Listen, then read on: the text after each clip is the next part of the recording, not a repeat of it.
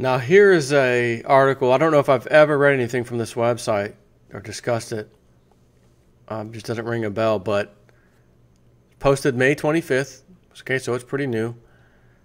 Another housing bubble, question mark, by Michael Hudson, counterpunch.org. Caught my eye.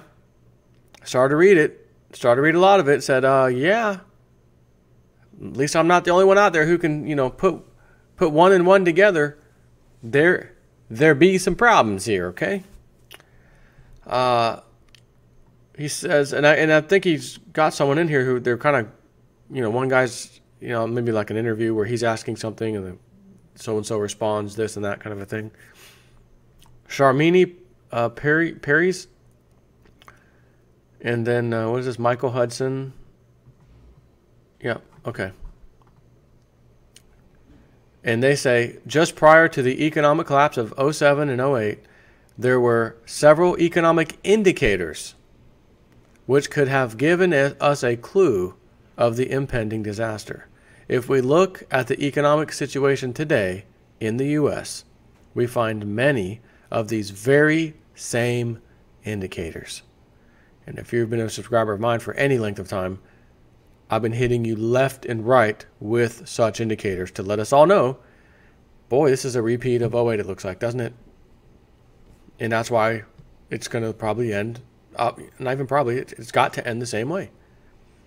But even if we look back then, the worst of the worst didn't happen right then. It started happening in 09, which again, it happened at the end of 08, really, when the whole economic problem happened. But then 09, it really hit. 10, 11, housing market was really bottoming out. Major deals were, sweetheart deals were found at that point. So it did take a few years. Just like I've said before, though, with everything happening now and where we are now and everything's a bigger bubble and everything else, I don't know that that'll stretch out that long. I almost feel like the repeat will happen, but happen quicker. That's my take on it. But anyways, let's go on with this. If we look at the economic situation today in the U.S., we find many of these very same indicators. Housing prices are getting very high. And by the way, as you already know too, rent included. Rent's very high. And I want to back up on that for 1 second. If you look at when the first crash happened with housing and everything, including people hanging on to their houses for dear lives, even though they were way underwater, housing started recovering, etc. But then it got to a point where even though housing is getting insane, house prices are getting insane, rent wasn't necessarily insane, but it did reflect some people trying to rent their house out for more than it was worth because they owed more than it was worth, and that didn't really work out too well. I know plenty of people, believe it or not personally, that said, oh, well, my new payment was $1,400 a month after the whole, we got in at the wrong time with housing. We're underwater. We left. We're renting the house out, but it doesn't rent more than $1,100. So we got someone in there for $1,100, and we're eating the $300 difference. And that's not one or two stories. That's quite a few stories. Nowadays, that same situation is, oh, we're renting the house for $1,600. But it was just worth $1,100 several years ago? Yeah. Right? So we got a problem. Rent is way higher than it's supposed to be this time around. Last time it wasn't. But housing prices are also back to the peaks, unaffordable. So, housing prices are getting very high. Credit card debt has begun to rise again. Student loans are in default, many of them, and the stock and bond markets reached an all-time high.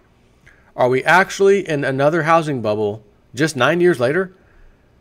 On to talk about this with me is Michael Hudson. Michael is a professor. Greetings, professor. Shall we play a game?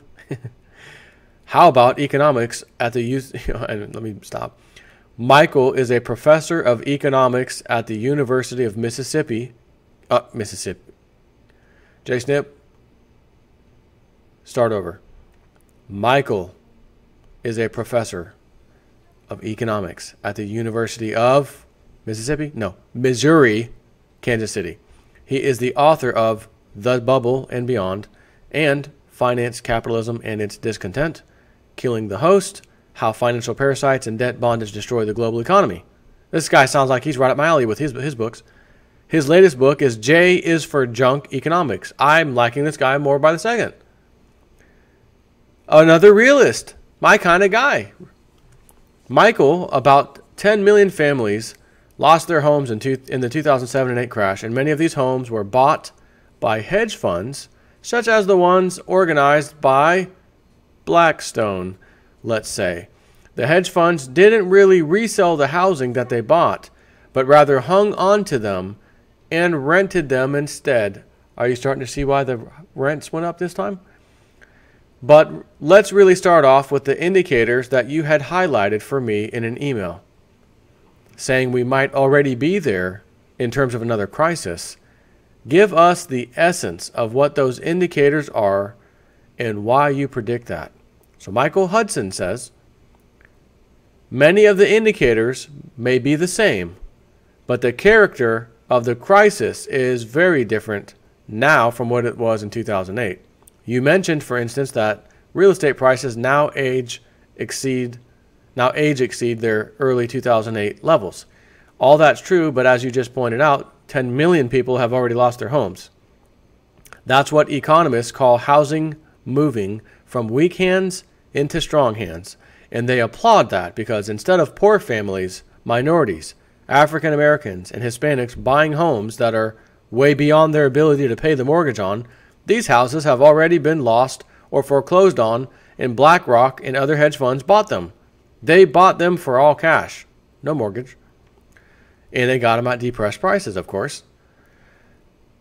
The reason they did that, instead of debt leveraging, which is how people had been buying their houses in World War II, is that interest rates are so low.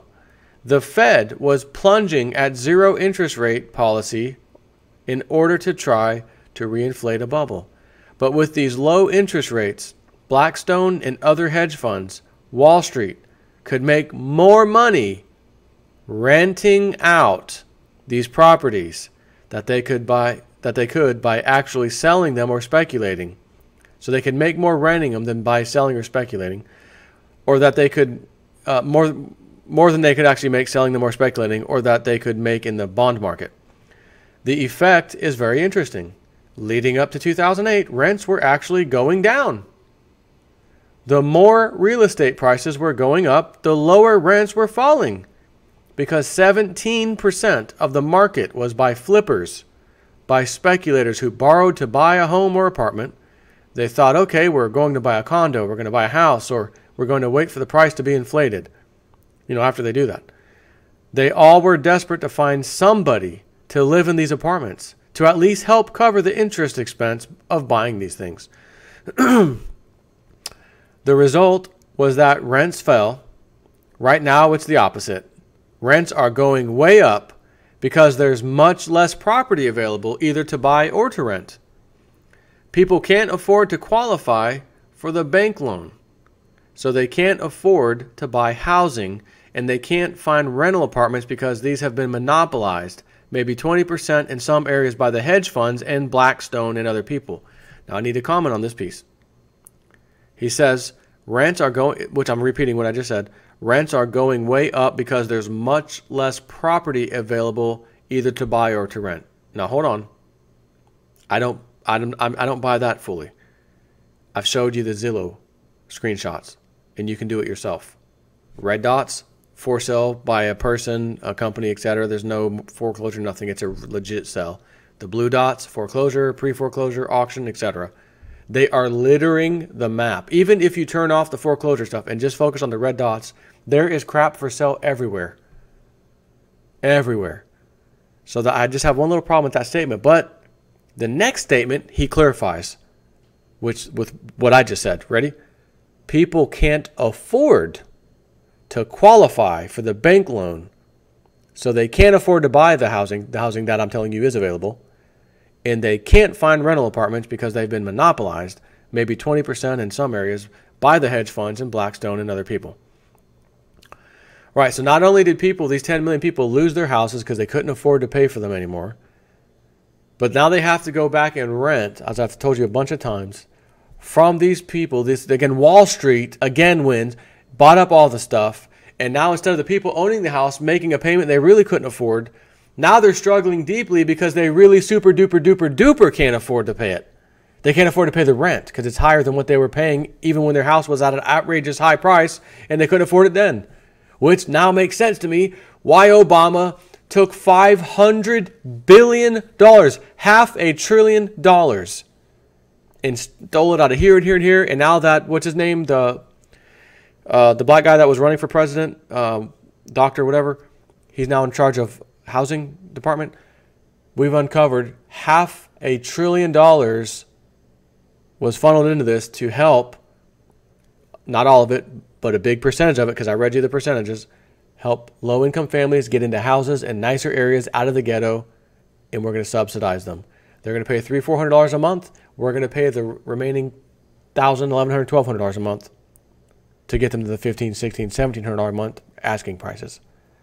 So that was the government's decision to deal with that problem that had been created by their decision, the government, and the Fed, and Wall Street. They're like this. I was going to say 2 peas in a pod. Only have 2 hands, 2 fingers to cross in each hand. 3 peas in a pod.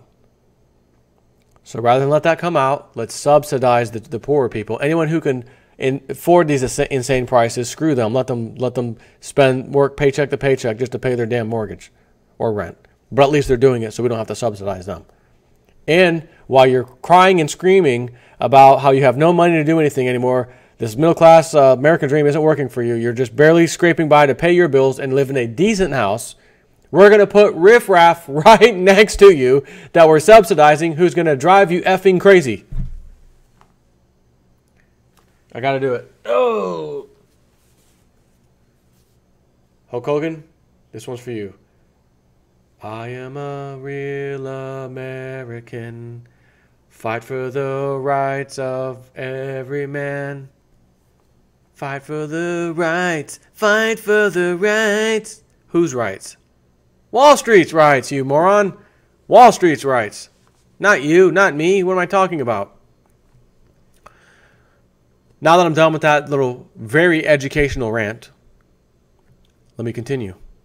My friend Gary Null, for instance, had Blackstone buy his building, smashed the furnace, would not turn the heat on, and forced him to move out so it could empty out the property and try to raise the price.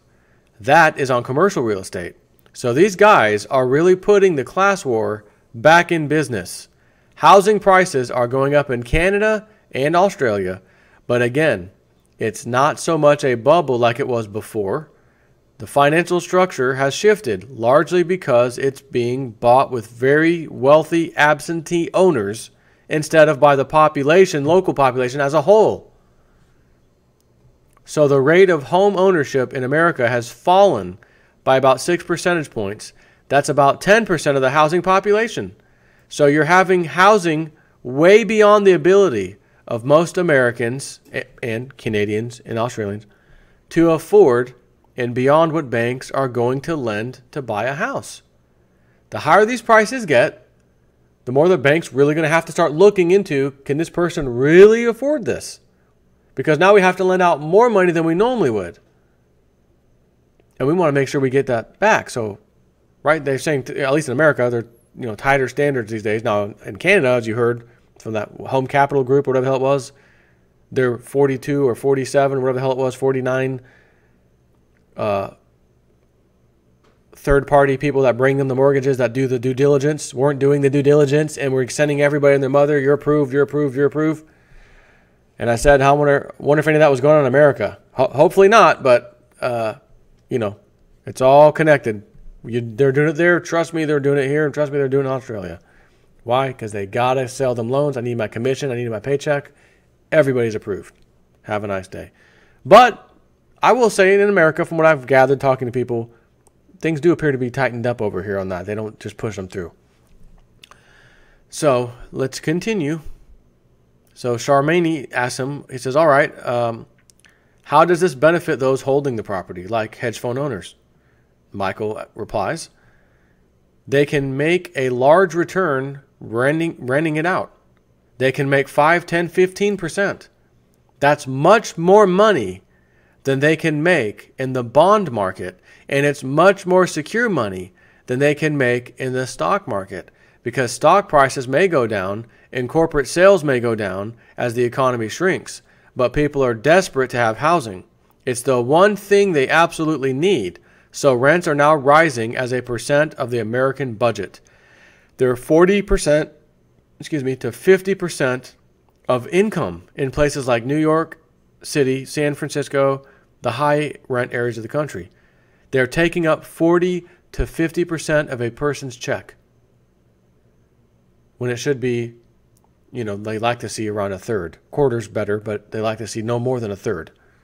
When you try to get a house loan or whatever, mortgage, we need to see your income at a third of what you can afford monthly, whatever, right? So Sharman asked him, what are ninja loans? One of my favorite. And I'll tell you, no income, no job, everybody's approved, right? Michael says, that's the other thing that's changed. What was powering and pushing up prices in 2007 and 8 were loans to borrowers with no income, no job, and no assets. Oh, I thought it was everyone was approved. Sorry about that. No assets.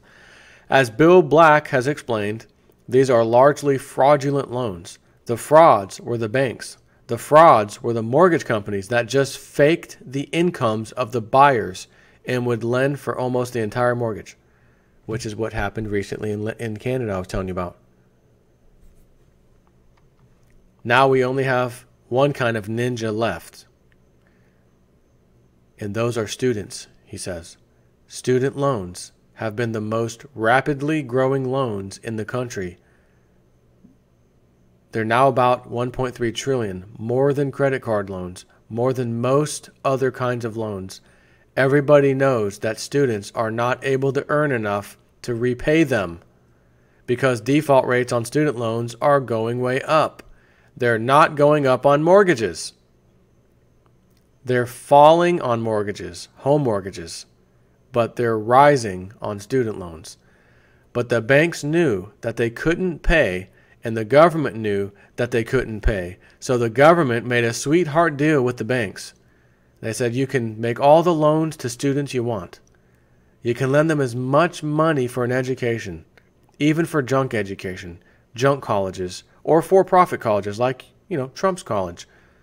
And we know that the students are going to default, but we're going to guarantee your loans, and we're going to guarantee a higher rate of interest than you can make on any other loan, because we know these loans are risky. We know they won't pay, but the government will take all the risk and will pay you as if you were taking the risk and as if you were making a real loan, thinking you'd get repaid. Did I already say this? I love this guy. Boy, is he spelling it out.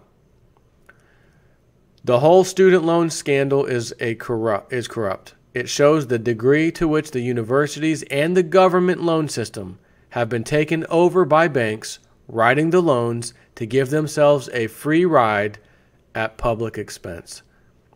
So Sharmini asked him, Michael, the federal government already guarantees student loans. So when they default on these loans, does paying it back come out of the public purse? He says yes, not only paying back the loan, but paying back the loan with enormous interest, higher than the banks can get on any other kind of loan, and very heavy penalty fees. So the banks are basically cleaning up on these. The ultimate beneficiaries, if you can call them beneficiaries, are the universities. Because the basic principle in real estate that we learned in 2008 was that a house is worth whatever a bank is going to lend. Well, the same thing is true for education. And education is worth however much a bank is going to lend against it. The bank will lend everything that it costs because there's no risk. There's no need for the banks to ask whether this is a junk education. Is this an education loan that the student is really going to be able to get a job from? Or is it a Trump University loan or a for-profit university loan that is not really preparing the students for making enough money at all? And does the student have a choice? What's happening is the price of education has gone way, way up because banks are basically funding an enormous growth in the price that universities can charge for an education. Now the pretense was that if universities charge more, like NYU charges maybe $40,000 for undergraduate and $200,000 a year in student debt for dental school. The idea was the higher price of an education, you'll learn more. But that's not what's happening at all. The universities have been turned into profit centers, and they're not hiring more professors. They're hiring more part-timers and an enormous growth in middle management and upper management. So all these bloated university expenditure costs are going to the management system, not to the teaching, not to the professors, and not to turning out a good product, i.e. a good educated student. So the effect of student lending has been to distort the educational system to turn universities like NYU into a big real estate company. They're using the money to buy more real estate, to build up all sorts of extraneous things that don't have anything to do directly with classroom teaching at all. So hardly by surprise, the students are not getting enough of an education to prepare them to earn the money to pay these loans. And I've got news for you, I'll add on to that one. They're not going to be able to ever make enough money to pay back these enormous loans because the amount keeps getting higher and higher and higher. Education, more expensive, more expensive, more expensive. But the pay that goes with those super expensive educations doesn't go up nearly as much as the education cost does. Sure, they may every few years, a little bit of inflation, whatever, they raise it a little bit. But if you look at the cost of school, it's going way higher than the average salary is going up. So Sharmini asks him, Michael, lastly, I want to ask you, are you predicting, or you speak of a slow crash rather than a big crash like we experienced in 2007 and 8? Tell us about that. And I'm interested to know this part too. He says, well, the problem in 2008 was that the economy was over-indebted. The way to solve the problem was to do what crashes normally do. Most crashes wipe out debt. And so the recovery begins from an economy with a much lower debt, much lower level in debt. But the Obama administration, although it had promised to write down these debts, never did. It supported the banks, and it left all the debts on the books. So the economy still has all of the debt that it had in 2008, and the debt is growing. Over the weekend, for instance, the New York Times celebrated, saying the economy's optimism is going up because debt is rising. If you look at the National Bureau of Economic Research, economists call running into debt optimism because they assume that all debt is a choice. People are choosing to be so broke that they have to run into credit card debt and borrow more from the banks. The fact is that people are not borrowing because they're optimistic about the economy. They're borrowing because they can't afford to break even and pay for their housing and pay for their education without running into debt. And they're having to pay so much money in debt service that they cannot afford to buy goods and services. And let me stop there for a second. What happens when people don't have money to buy goods and services? Your business starts sucking. My business starts sucking. Your neighbor company, their business starts sucking. Not enough consumers consuming. No, what are they doing? They're spending every waking moment paying back who? The banks. Let me find this quote real quick. The banks will grow up around them. Was that Thomas? Who was that? Thomas Jefferson. Famous quote. This is probably my most favorite quote ever, all time. If the American people ever allow private banks to control the issue of their currency, first by inflation, then by deflation, the banks and corporations that will grow up around them will deprive the people of all their property until their children wake up homeless on the continent their fathers conquered. I believe that banking institutions are more dangerous to our liberties than standing armies. The issuing power should be taken from the banks and restored to the people to whom it properly belongs, he said. And speaking of homeless LA in LA Times, 15 hours ago. What is it? High rents, low pay, homelessness rising, etc. LA Times. May 3rd, LA County considered another path on homelessness prevention. Proposals call for spending more than $40 million over 3 years to keep people from landing in the street. Is this quote that I just gave you relevant right now? You can bet your sweet bottom for the reasons he just talked about. Very simple. The banks control the issuance of money, and when they issue it to you on a piece of paper on a ledger that says we printed this money out of nothing to loan to you for your nice new house, and you don't pay it back, we get the house. But you use money basically that was created out of nothing. Why do you get the house? Why don't I get to keep it and try to pay it back? After maybe I can recover it. No. Got to foreclose on you. Anyways, final paragraph. If you look around New York University, for instance, which used to be a thriving area, right now 8th Street and the big shopping streets are boarded up. The storefronts are closed. Nobody is in them because nobody can afford to go and eat out or buy books or even buy shoes and clothes that they used to buy on these shopping streets because they have to pay so much for their education that's been pushed up by the reckless student loan lending. Michael Hudson, you are the man, which is probably why you wrote The Bubble and Beyond, Finance, Capitalism and Its Discontent, Killing the Host, How Financial Parasites and Debt Bondage Destroy the Global Economy, and his latest book is J is for Junk Economics. Fantastic article. Exactly what I've been telling you about all this time.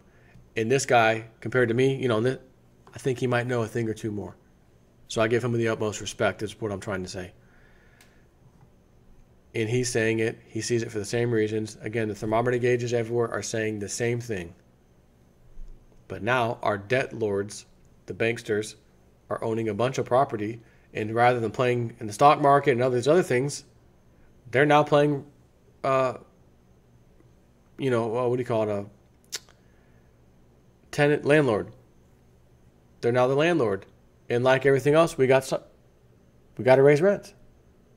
We got shareholders. We got to return good results. We made some bad bets in the markets. That cost us a lot. We needed to return good returns. We're trying to get 15% a year now.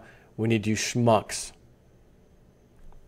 that were foreclosed on to go right back to us. Matter of fact, you could get foreclosed out of your house. $1,400 a month is too much. You're foreclosed on. Can't pay it. Come back to the same house. It's now $1,600, and here's your new landlord. And when faced with, we're going to be homeless, okay, sell that car, no more high-speed internet, or get rid of the TV, get rid of bare minimum just to live again. And telling themselves, damn it, we should have did this before we got foreclosed. We thought this whole thing would have worked itself out. It's actually worse now than it was before. We should have cut and tightened the belt way back when so we didn't have to get kicked out, because I'd rather be paying $1,400 now than $1,600. But they don't know these BlackRock and friends. They don't own everything. But the question is, are they still buying up a bunch of stuff? And they don't have to own everything. They just have to own a good bunch of it. If they own most of it, like everything else they touch, they control most of, they can push the price wherever they want. Which means what? A bunch of homeless Americans coming to a country near you? I would say, well, yes. But the answer is absolutely yes. Not in a country near you soon. It's there now. LA, record-breaking. New York, record-breaking homelessness. Bottom line. Take your silver, stash it, get your freaking cryptocurrencies, play the game, ride them up so that you don't become one of these statistics that I come out here and talk about. If there's anybody who's interested in getting a 10-ounce silver bar at spot price, no premium, with very tiny shipping, go to sdbullion.com, sdbullion.com/jsnip4. It's a special promotion they run for my subscribers. In the description of this video and every video I do, that link is also present. You can just click on it. You might as well do something with your money while you can, right? Jeez. Unfreaking believable, man. Take care.